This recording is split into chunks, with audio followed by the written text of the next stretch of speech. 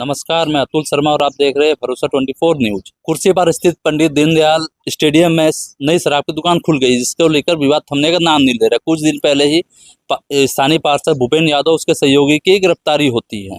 गिरफ्तारी के पश्चात उसकी जमानत हो जाती है। जमानत के बाद आज पार्षद फिर विरोध में सामने आता है और उसके साथ साथ मोहल्ले वासी भी आते हैं। मोहल्ले वासियों का कहना है कि शराब दुकान खुलने से यहाँ के बच्चे और महिलाओं का आना जाना बहुत मुश्किल हो रहा है। आइए जानते हैं कि मोहल्ले वासी और पार्षद ने क्या कहा।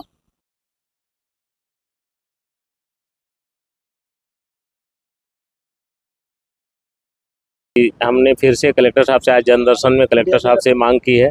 सभी कॉलोनी वासी, दीनदयालपुरम कॉलोनी है, वहाँ पर पॉस कॉलोनी, सभी निवासी जो कॉलोनी के निवासी हैं सभी लोग आए हैं साथ में, और हमने कलेक्टर साहब से बात की और बहुत अच्छी सार्थक चर्चा हुई है। और उन्हें कलेक्टर साहब को मैंने कुछ बिंदुओं पर उनका ध्यान आकर्षण दिया है। तो उन कलेक्टर साहब से आश्वासन मिला है कि हम इन सभी चीज़ों की जांच करेंगे और आगे की जो भी कार्रवाई होगी उस पर अमल करेंगे। भट्टी तो खुल गई, फिर अब उसको हटाना किस रूप में? जी देखिए, अगर भट्टी खुल गई है तो क्या हुआ? भट्टी खुल गई तो बंद भी हो सकती है। अभी बहुत सी चीज़ें ऐसी हैं जो कि नियमों को ताक पर रखकर उसको खोला गया है। तो न्यायालय का रास्ता भी खुला हुआ है अभी। तो जब सब कुछ हो जाएगा तो हम न्यायालय की शरण में भी जाएंगे, और वहाँ भी कुछ है तब तो शांतिपूर्वक धरना प्रदर्शन तो करेंगे ही करेंगे। सभी लोग उसमें शामिल होंगे। क्या आश्वासन दिया था? जी, कलेक्टर साहब का आश्वासन है कि हम इस जो बिंदु हमने उनको ध्यान आकर्षण कराया उसकी जांच करेंगे और जल्दी उस पर जो भी उचित कार्रवाई होगी। और हमने एक जगह भी सजेस्ट की है कि सर वहाँ से 500 मीटर दूरी पे एक मुक्तिधाम है, डवरापारा मुक्तिधाम, उसके बाजू में 50 एकड़ से ज़्यादा की ज़मीन जो नजूल की खाली पड़ी है। तो शराब दुकान वहाँ भी संचालित हो सकती है। वहाँ किसी पर कोई रिहायशी इलाका नहीं, कोई बस्ती नहीं है और कोई विरोध भी नहीं है वहाँ पर।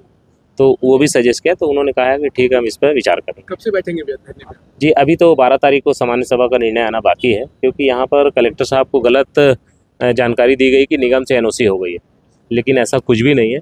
एमआईसी से पारित हुआ था प्रस्ताव, उसको सामान्य सभा में लाया गया। सामान्य सभा जो एमआईसी से बड़ी होती है, तो सामान्य सभा उस प्रस्ताव को खारिज कर सकती है। इतना पावर सामान्य सभा के पास होता है। और जहाँ तक मेरी जानकारी में, जब मैंने उसमें सामान्य सभा में विरोध किया था तो सभी पार्षदों ने मिलकर एक सुर में ये कहा था कि खेल परिसर में शराब दुकान नहीं होनी चाहिए। तो जो अगली सामान्य सभा होगी उसमें ये मुझे पूरा विश्वास है कि ये जो प्रस्ताव है पूरी तरह से खारिज कर दिया जाएगा और उसको वापस भेज दिया जाएगा। निगम प्रशासन इसमें दोषी मानते हैं क्या? जी बिल्कुल, मैं निगम प्रशासन को इसमें दोषी मानता हूँ कि अभी इतनी आनंद फानन और इतनी जल्दीबाजी क्या जरूरत थी। जब सामान्य सभा का निर्णय, जब सामान्य सभा में प्रकरण आ गया था तो उस निर्णय का इंतजार करना था, क्यों नहीं किया गया?